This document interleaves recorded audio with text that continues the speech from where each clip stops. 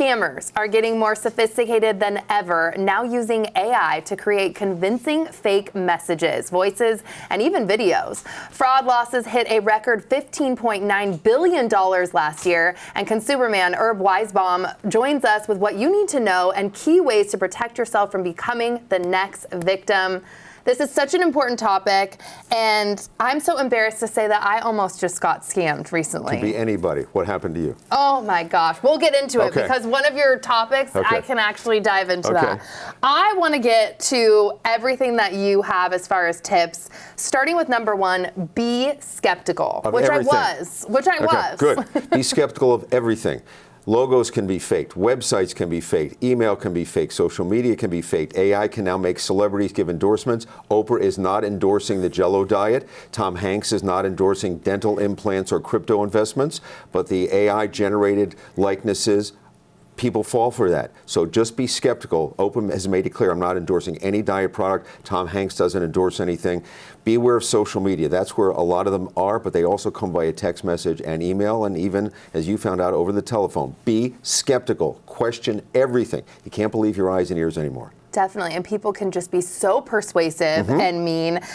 Number two, don't click on links in email or text messages. I've been hearing this forever, but it's important to mention it again. Two things could happen if it's a phishing attack. Number one, you go to a website that looks just like the real website, so you think you're at Bank of America or Chase Bank when you're at the scammer's website and you're putting in your personal information. But these days, it could also load malware onto your computer, malicious software that you don't even know is happening. The old days used to slow down your machine, not anymore, and it's a keystroke logger. Every single thing you type into the keyboard will go back to the scammer. All of your passwords, all of your PINs, all of that. So you've got to be really careful. And if you see something like an ad for something at Nordstrom, but you're not sure, go to Nordstrom.com and see if it's on sale. Go to the actual website. Don't be quick and lazy, which is what they hope you'll do, and click on a link in an email that comes in out of the blue. They almost want to just get you off the phone. You want to get off the phone, and so you want to just figure it out and get off. Or, with cell phones, everybody text. I got to respond immediately. Wrong. That's where they get you. Definitely. We're all moving too fast. Government agencies never demand payment via phone, text, or email. Right. If you have to pay the IRS or Social Security or if there's any payment with a government agency, county, whatever, it's check, debit card, or credit card, or maybe a bank with automatic bank withdrawal. They don't want Sephora gift cards. They don't want, iTunes gift cards. Stop and think. Would the IRS really contact me and ask me to pay them back taxes and Sephora gift cards? No. But these scammers do. And also, these government agencies only contact you via U.S. mail. They never would email you or text you or contact you by social media and say, Kelly, you owe us money. Please use your Venmo app or some peer-to-peer app or pay one of these other weird, or crypto. The government doesn't take crypto. That's a red warning flag that somebody's playing with you. Definitely. Okay, my story, because the next one, don't trust caller ID. There was a 509 number, which is like Chelan County. Someone called me and said that I missed, going to jury duty for a federal case, and so there'd be a warrant out for my arrest. They were going through like different codes and things. So when I'm on the phone, and he left a voicemail knowing my name and everything, but when I'm on the phone with him, he's getting super agitated, annoyed with my questions, and being like, hey, if you get off the phone with me right now, to call your attorney or anyone like that to, figure this out, we're going to have a warrant for your arrest. And luckily I was able to do some searching and figure out, oh my gosh, okay. But the caller ID, correct number, and his name, he had done his research to find someone that worked there. And this is a good reminder, don't always trust the caller ID. Don't always trust caller ID, and what the caller was doing to you was trying to scare you and make you not think and just respond. Exactly. No one is going to call you from a government agency and say somebody's going to arrest you right away or not let you check it out. They would mail you again. It will come through the mail. And I want to go to jury duty. I'm like, I've never been sent that. I want to go. Jury duty, it's a trip. But anyway, I digress. I was the foreperson.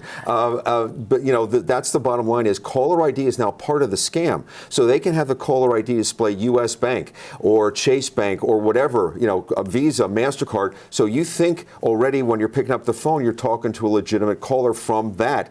You're not. That's all part of the scam. The only way you can use caller ID is to screen a family member you don't want to talk to. That's how I use it. And if I see the call coming in from my sister-in-law, it's like, well, maybe I don't want to do that. I want to deal with that. And if you're not sure, voicemail, check it out afterwards when you have a chance to think about it. If an unknown number comes in, but don't trust caller ID. Yeah, he caught me on a day that I was, busy, stressed, and That's just the panic of doing something wrong that you're like, oh my gosh, I don't want to not show up. Correct. I would have loved to. Correct. Use a credit card for online and mail order purchases. Credit cards have built-in fraud protection, the strongest fraud protection you will get that's not as strong as a debit card. People tell me, well, Herb, I don't want to use a credit card and maybe have my number to a scammer. That's why there are credit cards. If you have a scam, you're protected. The credit card company deals with it. If you give a debit card, it comes out of your bank account, and you have to work with the bank to get the money back in. That's why, don't willy-nilly go to any site and give your credit card number, but you get the protection from a credit card that you don't get from a debit card or a check. This is so interesting, too. Open and read your mail.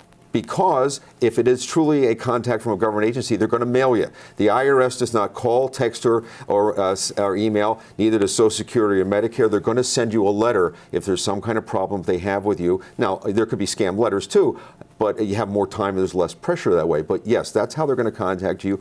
Something I get every month is the thing that says this is not a bill, it's what your insurance payments were. Yes. I use that as a scam tool. If for some reason I see that and people throw it away because it says this is not a bill. Right. If I just had one kidney removed in Cleveland last month and I wasn't in Cleveland, I still got both kidneys, somebody's using my medical ID, and that means I'm a victim of identity theft. So certain things that come through the mail you can look for to make sure things aren't happening to you. Just check the mail, even though it seems like junk mail. Just quickly scan through it. Okay, how can we learn more? I must know, because I could listen to you forever. This is so interesting. Go to checkbook.org. I wrote 12 tips to fight fraud based on my 45 years now. I just celebrated my 45th anniversary in Seattle. 45 years of consumer reporting and talking to victims and to scammers, how they pull the wool over our eyes. And one last tip, trust your gut. If your gut is saying, then do it. Bail. You can always go back later. Nothing has to happen at this moment. Trust your gut.